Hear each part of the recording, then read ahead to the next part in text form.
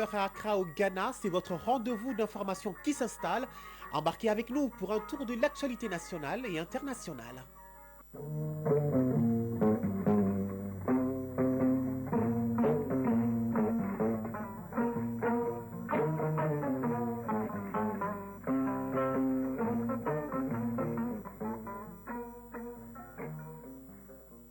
Le journal Moussa Papa Aïdara.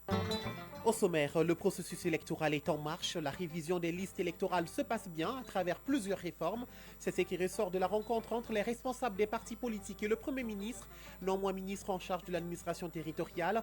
Une convergence de vues sur la situation politique est constatée. À Bamako, saisie d'une importante quantité de produits alimentaires périmés dont le montant est estimé à plusieurs millions de nos francs. Une lutte contre la fraude menée par la Direction régionale du commerce, de la consommation et de la concurrence. Une traque minutieusement préparée, nous dira Benogo Fofana dans quelques minutes. Sur le continent Burkina Faso, le président de la transition, le capitaine Ibrahim Traoré, a mis fin aux fonctions du Premier ministre Apollinaire Kylième et dissout le gouvernement qu'il dirige. Au Ghana, près de 18,8 millions d'électeurs sont appelés aux urnes aujourd'hui pour élire leur président et leurs députés. Pour la présidentielle, 12 candidats sont en lice. Parmi eux figurent l'ancien président John Mahama du parti NDC et Mahamoudou Baoumia, candidat du parti au pouvoir MPP. Ne ratez pas l'actu des sports. Football, compétition interclub de la CAF. Les Jolibas et le Stade Malien Bamako jouent leur deuxième match de groupe demain dimanche. Les Rouges reçoivent Pyramide FC d'Égypte au stade du 26 mars, alors que les Blancs de Bamako sont en déplacement chez CD Lunda Soul d'Angola. Mesdames, Messieurs, bonjour et bienvenue à cette édition. Le Premier ministre, ministre de l'Administration territoriale et de la décentralisation, le général de division Abdoulaye Maïga, a rencontré les responsables des partis politiques au centre de formation des collectivités territoriales. Le but de la rencontre, solliciter leur appui et accompagnement, faire le point de la révision des listes électorales et des réformes politiques et institutionnelles, des différentes communications. Il ressort que la révision des listes électorales se passe bien et que plusieurs réformes majeures ont été faites. Les partis politiques ont salué la nomination du général de division Abdoulaye Maïga au poste de Premier ministre avant de lui exprimer leur soutien. Presse primature, Mamari Koné et Aliou Touré. Après une période d'interruption revoilà le cadre de concertation nationale gouvernement-parti politique au bonheur des deux partis. La rencontre est couplée à la prise de contact avec les partis politiques. Le général de division Abdoulaye Maïga est venu solliciter le soutien et l'accompagnement de la classe politique. Au centre des échanges, le point sur la révision annuelle des listes électorales et les réformes politiques et institutionnelles. Le Premier ministre a salué la présence massive des partis politiques à cette rencontre avant d'évoquer les 8 axes de la lettre de cadrage adressée au gouvernement. Parmi les points, il faut souligner la création de conditions en vue d'élections transparentes et apaisées qui mettront fin à la transition. Général de division Abdoulaye Maïga, Premier ministre, ministre de l'Administration territoriale et de la décentralisation.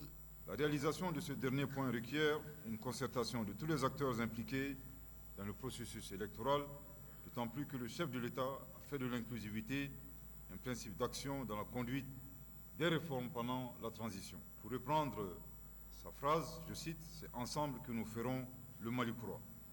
Je voudrais vous rassurer que les principes de ce cadre de concertation seront maintenus et respectés, à savoir l'inclusivité, la co-construction et la transparence.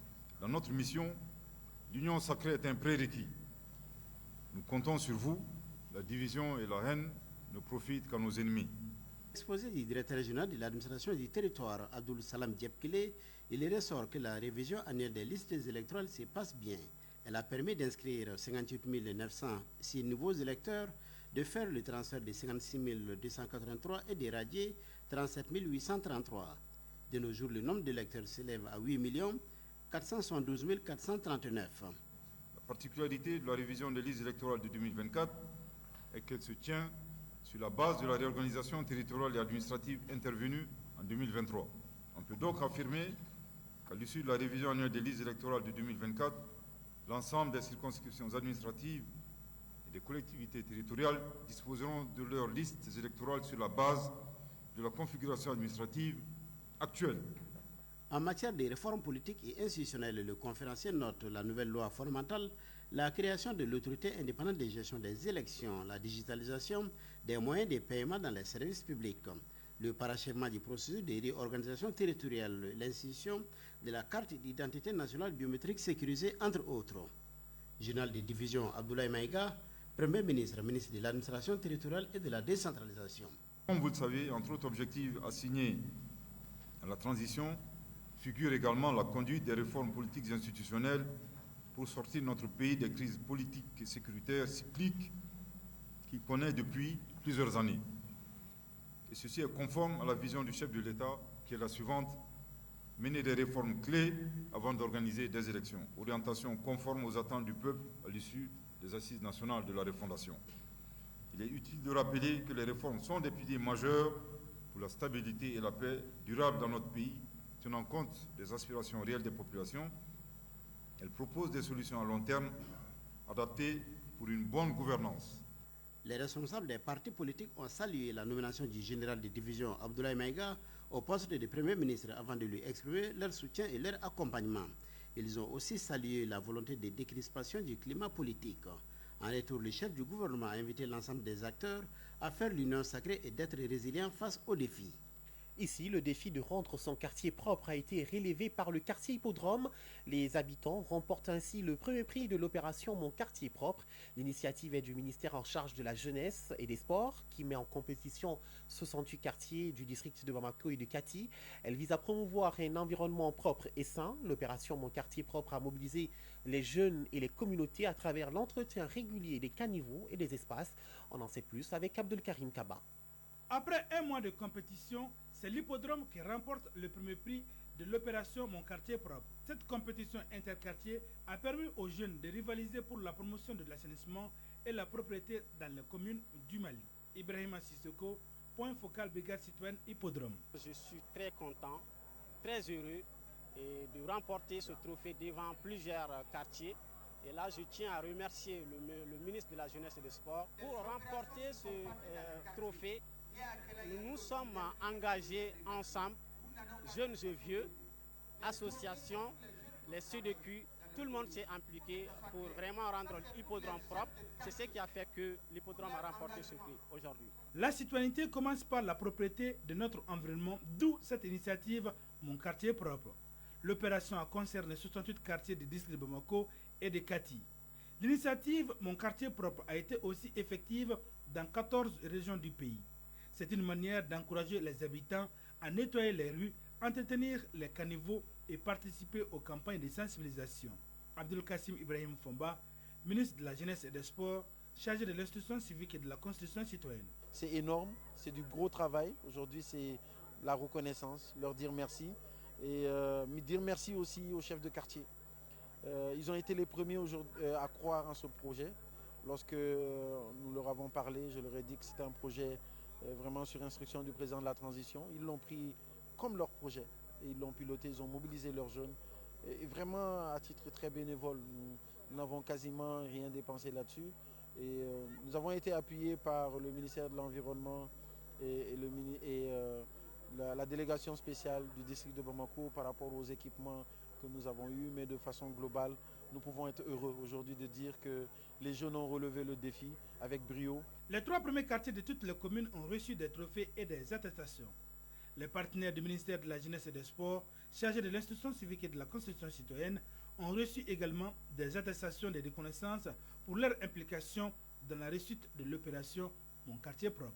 Cette autre opération qui a réussi le retour de plus de 36 000 migrants maliens dans leur pays et parmi eux, un peu moins de 36 000 ont bénéficié d'une assistance individuelle à la réintégration.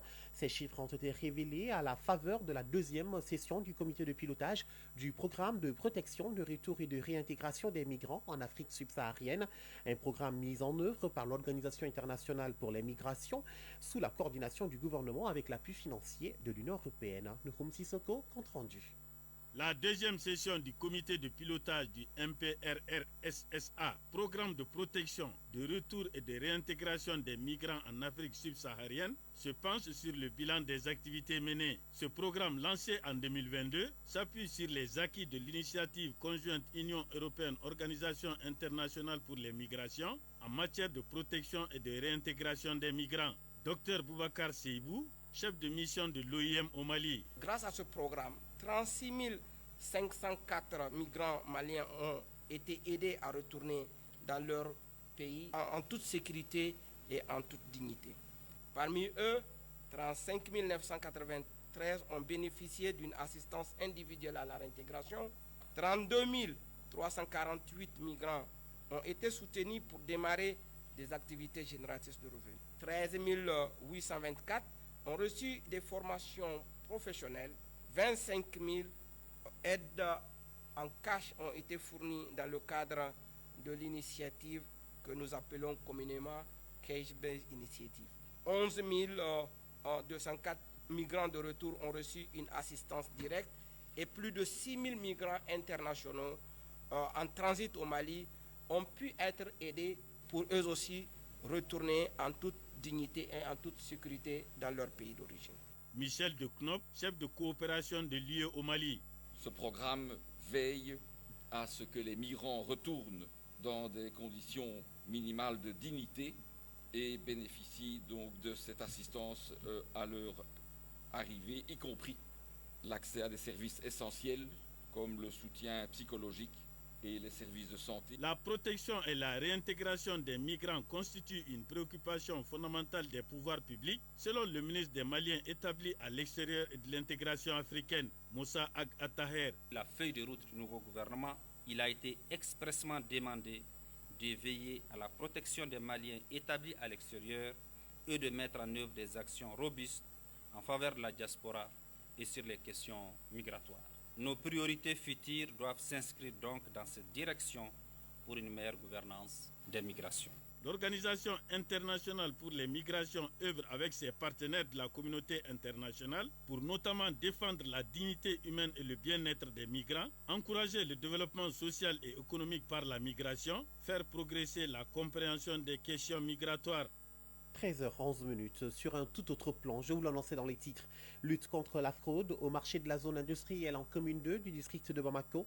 La direction régionale du commerce, de la consommation et de la concurrence a saisi une importante quantité de produits alimentaires périmés dont le montant est estimé à plusieurs millions de nos francs. Cette prouesse intervient après une intensification des contrôles de la DRCCC afin de lutter contre la vente des produits alimentaires non conformes au périmé. Benoro Fofana a fait la descente en ville. La direction régionale du commerce, de la consommation et de la concurrence, dans sa mission régalienne, a saisi une quantité importante de produits alimentaires périmés dans des entrepôts et commerces de détail au marché de la zone industrielle en commune 2 du district de Bamako. Parmi les produits concernés, on retrouve des boissons, des conserves, des produits laitiers, des spaghettis et autres. Ces produits étaient destinés à la vente malgré la péremption de la date de consommation. Fousseini Bamba, directeur régional du commerce, de la consommation et de la concurrence. Nous avons reçu une information de la part d'un citoyen comme quoi il y a des produits périmés dans ces boutiques-là. Des produits périmés, des produits impropres à la consommation. Donc avec cette information, nous avons déployé une équipe de brigades sur le terrain pour venir vérifier l'information. Une fois arrivés sur les lieux, lorsqu'ils ont ouvert les magasins, ils ont trouvé qu'effectivement que les produits qui sont dans ces magasins sont vraiment des produits, il y a des produits périmés dedans, il y a des produits avariés, il y a des produits aussi falsifiés, dont la date a été falsifiée. Nous avons vu qu'ils ont des appareils avec lesquels vraiment ils font la falsification, ils chauffent, donc ils mettent d'autres dates, donc c'est très grave. Donc nous avons aussi aperçu que vraiment dans les mêmes lieux, qu'il y a des gens qui ils déballent la pâte alimentaire, ils enlèvent vraiment l'emballage de la pâte alimentaire pour pouvoir les mettre dans les sacs vides et les vendre comme ça par kilo. Donc ce qui est très dangereux pour la santé de nos consommateurs. C'est pour cette raison que nous avons déployé les équipes sur place. Selon le directeur régional du commerce, les commerçants qui s'adonnent à cette pratique s'exposent à des sanctions. Fousseini Bamba, directeur régional du commerce, de la consommation et de la concurrence. Par rapport à cette situation, nous allons faire les documents et nous allons les envoyer au niveau de la justice. Donc ces auteurs-là seront sanctionnés conformément aux lois en vigueur. Donc les produits vont être pour un premier temps saisis de façon provisoire par nos services, envoyés au niveau de la justice pour être saisis définitivement. Ensuite, on va les détruire. Et les contrevenants aussi vont faire face vraiment à la sanction, vraiment de l'acte qu'ils viennent de poser à l'encontre vraiment du peuple malien. La vente de ces produits périmés représente un risque sanitaire majeur pour la population. Pour la circonstance, Le directeur régional du commerce invite les fraudeurs à abandonner cette pratique et sollicite l'accompagnement de la population à combattre le phénomène. Fousseini Bamba, directeur régional du commerce, de la consommation et de la concurrence. Nous tenons vraiment à demander à la population vraiment de nous donner des informations.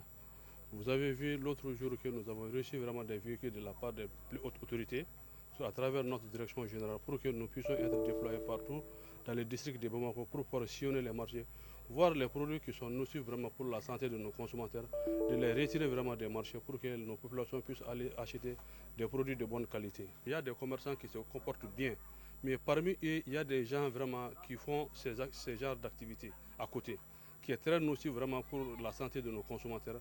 S'ils ont connaissance vraiment des pratiques comme ça, de leurs collègues vraiment de nous donner l'information. Les saisies de produits alimentaires périmés sont une mesure nécessaire pour préserver la santé publique et renforcer la confiance des consommateurs. En compagnie des forces de l'ordre, Fousseini Bamba et son équipe s'engagent à redoubler d'efforts pour garantir la sécurité alimentaire, une priorité absolue dans un espace où la vigilance ne doit jamais faiblir. Radio Mali à Tombouctou et environ 99.9 MHz en FM. Suite aux inondations causées par la montée des eaux du fleuve Niger ayant affecté plus de 400 ménages en région de Tombouctou, les autorités ont dépêché une mission conduite par des ministres, ambassadeurs et responsables humanitaires pour constater l'ampleur des dégâts. Cette visite a permis à la délégation d'exprimer la solidarité du gouvernement aux victimes qui ont tout perdu. Le cas le plus récent remonte au mardi 3 décembre où 54 maisons ont été submergées par l'eau du fleuve à Tombouctouville dans le secteur Kolo à Djingaribert. C'est ce que nous indique cette correspondance de Najim Baba Sissé. C'est une forte délégation composée du ministre de la Santé et du Développement social et le commissaire à la sécurité alimentaire, ainsi que des ambassadeurs et partenaires étrangers, venus exprimer leur compassion et solidarité aux victimes des inondations survenues à Tombouctou dans le secteur Kolo, dans le quartier Djingaribert. La délégation se rendit sur le site pour constater les faits et saluer la résilience des habitants de Kolo.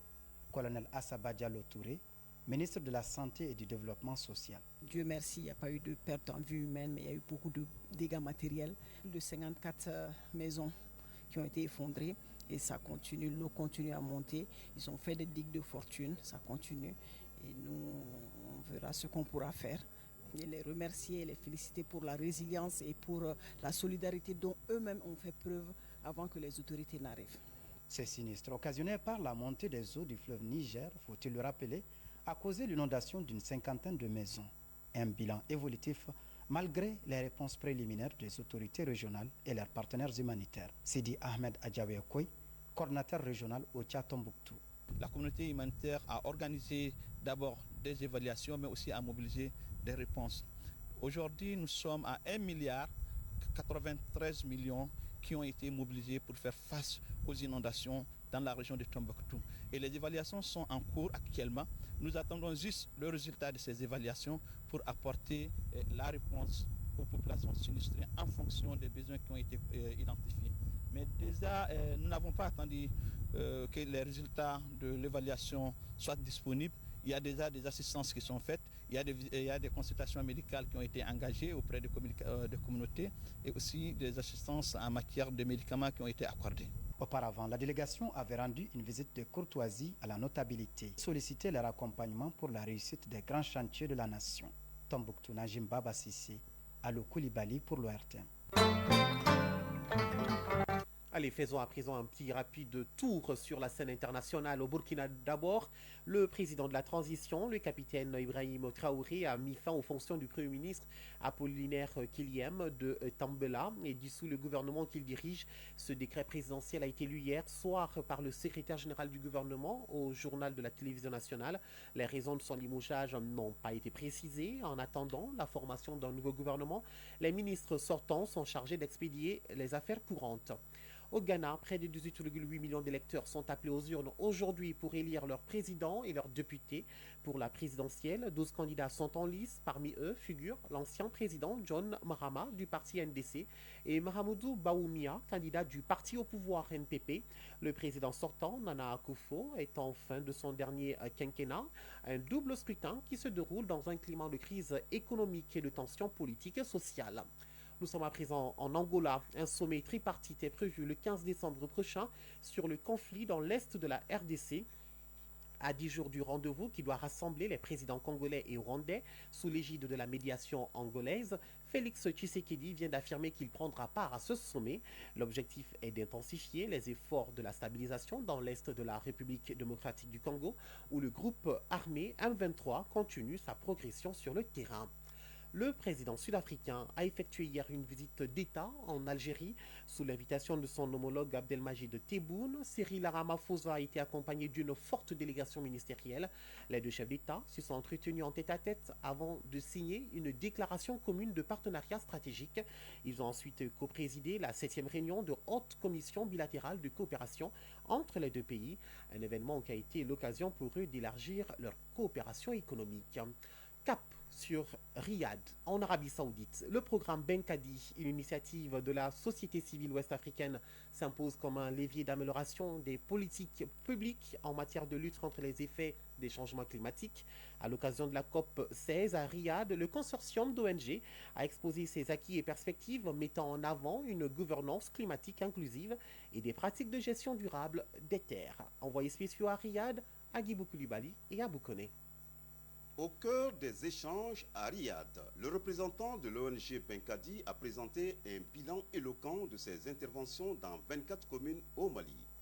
Le programme se concentre sur deux axes majeurs: l'intégration des changements climatiques dans les plans de développement économique, social et culturel PDSEC et la promotion des pratiques durables en gestion des terres. La directrice générale des eaux et forêts du Mali a souligné l'importance d'une approche inclusive pour garantir la durabilité des efforts entrepris. Inspectrice générale Kanouté Fatmata Kone, directrice générale des eaux et forêts. On était tout de suite à un événement parallèle organisé par le programme Benkadi pour pouvoir présenter les résultats du dit programme et effectivement ici à la COP 16 des certifications. Le programme Benkadi, c'est un programme financé par les Pays-Bas pour une durée de 2021 à 2025. Et le programme Benkadi travaille sur les aspects des changements climatiques, notamment d'adaptation et d'atténuation. Alors ce programme a produit des résultats en termes de reboisement, en termes de gestion durable des terres, en termes de renforcement des capacités et beaucoup d'activités sur le terrain. Donc aujourd'hui, c'était vraiment de nous proposer ces résultats pour qu'ensemble on voit et aussi qu'est-ce qu'il y a lieu de faire en termes de perspectives. De son côté, le représentant de Benkadi a rappelé que le programme vise également à influencer les politiques à travers un plaidoyer fort, soutenu par des études sur les indicateurs climatiques et une communication stratégique. Amara Keita, chargé de suivi à l'ONG Benkadi. L'objet de la visite du programme Benkadi du Mali à la COP, c'est d'abord de partager les résultats que le programme a pu avoir dans le cadre de la mise en œuvre de 2021 à nos jours, et aussi acquérir les expériences des autres pays en matière de protection de l'environnement, de la gestion durable des terres. Et également aussi, vraiment, comme vous le savez, le programme arrive à terme en 2025, c'est de voir si possible les possibilités de financement aussi pour accompagner le programme dans le cadre de la mise à échelle. Avec une ambition renouvelée, l'ONG Benkadi accompagne les communes dans l'adoption de priorités en matière de reboisement et de gestion durable des terres, tout en renforçant l'animation des structures de veille citoyenne. Les participants au panel à Riyad ont applaudi l'initiative comme un exemple à suivre dans la région. Riyad, Agibou Koulibaly et Abou Koné pour l'ORTM.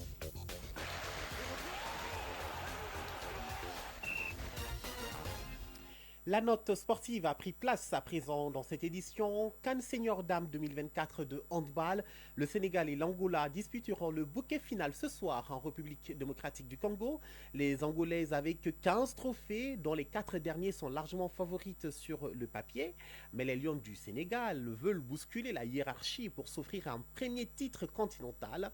En ce qui concerne le football, compétition interclub de la CAF, le Djoliba AC et le Stade malien de Bamako jouent leur deuxième match de groupe demain dimanche. Les Rouges reçoivent Pyramide FC d'Égypte au stade du 26 mars, alors que les Blancs de Bamako sont en déplacement chez CD Lundasoul d'Angola.